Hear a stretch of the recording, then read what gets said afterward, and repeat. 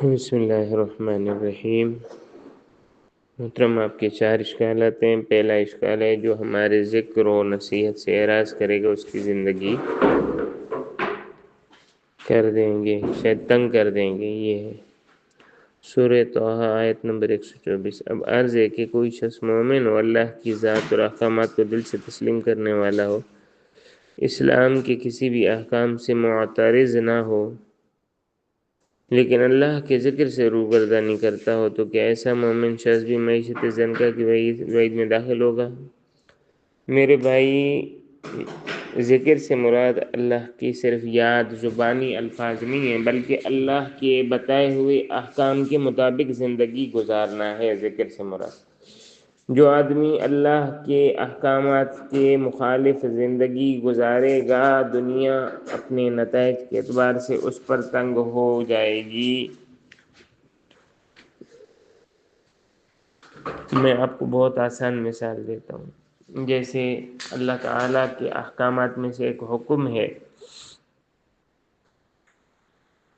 نظروں کی حفاظت کرنا۔ اب اگر شخص اس کی حفاظت نہیں کرتے اور کوئی ایجوکیشن کا سسٹم رواج جیسے پا چکا ہے، تو اس کی وجہ سے بے شک بہت سارے مسلمان ہیں، اچھے لوگ ہیں، وہ تعلیم حاصل کر رہے ہیں کو ایجوکیشن میں، تو ان کی وجہ سے آپ دیکھیں گے کہ اکثر لوگ یا تو زنا کا شکار ہیں، یا معاشرے میں طلاقیں زیادہ ہو گئیں، یا یہ ہے کہ معاشرے میں خواتین کو زنانہ بیماریاں، مردوں کو مردانہ کمزوری کی بیماریاں لاحق ہیں۔ اس کے علاوہ اور بھی بہت ساری چیزیں۔ دوسرا آپ کا اشکال ہے، فرمایا گیا جو نیک عمل کریں گے بشرطے کہ صاحب ایمان ہو تو ہم اسے پاکیزہ زندگی عطا کریں گے۔ سورہ نحل 97 میں اگر کوئی مومن اعمال صالحہ نہ کرے، وہ نماز بھی نہ پڑھتا اور اللہ کو یاد نہ کرتا ہو، لیکن ہو مومن، ایسا شخص بھی معیشت زنکا میں داخل ہوگا باوجود کہ گزارے کا باوجود کہ مومن ہونے کے ایسے شخص حیات طیبہ سے محروم ہوگا۔ مومن کا مطلب کیا ہے بھائی؟ قرآن پاک میں آتا ہے قالت الاعراب آمنا قل لن تؤمنوا ولکن قولوا اسلمنا۔ مومن کہا ہی اسے جاتا ہے جو اللہ کی مانے، جو اللہ کی نہیں مانتا وہ مسلمان ہے، مومن نہیں۔ مومن کا ماننا تو بے خوف ہو جانا، امن میں داخل ہو جانا۔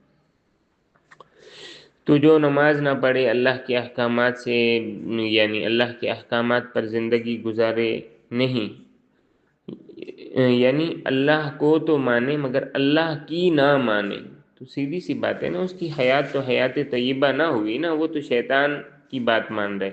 البتہ ایمان کی وجہ سے یہ ہوگا کہ وہ دائمی عذاب سے بچ جائے گا، وقتی عذاب، دنیاوی تنگی یا جو یہ چیزیں تو اس پر آئیں گی۔ تیسرا آپ کا اشکال ہے، زید ایک مومن مسلمان شخص ہے، زید 4 گھنٹے اعمال صالحہ کرتے ہوئے گزارتا ہے، لیکن 2 گھنٹے بغیر اعمال صالحہ کے گزارتے ہیں، تو کیا 2 گھنٹے معیشت زنکا کی وعید کے زمرے میں آئیں گے؟ وہ حیات طیبہ سے محرومی میں 2 گھنٹے گزرے۔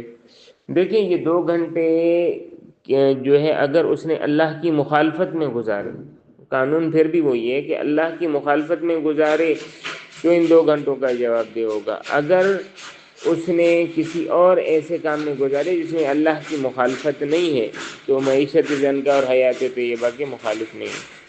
چوتھا ہے، کیا جو مومن ایمان کی حالت میں مسلسل اعمال صالحہ کرتے رہے اس کے لیے ہی حیات طیبہ ہوگی، اور اسی طرح جو مسلسل اللہ کے ذکر سے اعراض کرتا رہے گا اس کی معیشت زنکا ہوگی، اور معیشت زنکا صرف کافر کی ہوگی یا مومن کی؟ دیکھیں حیات طیبہ بھی ایک کل ہے جس کے اجزاء بہت ہیں، اور معیشت زنکا بھی ایک کل ہے جس کے اجزاء بہت ہیں۔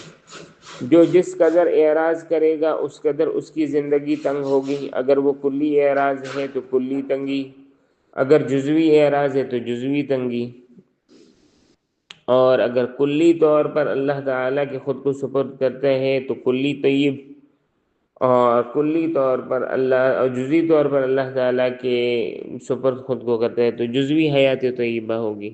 امید ہے کہ آپ کو آپ کے سوالات کا جواب مل گیا ہوگا۔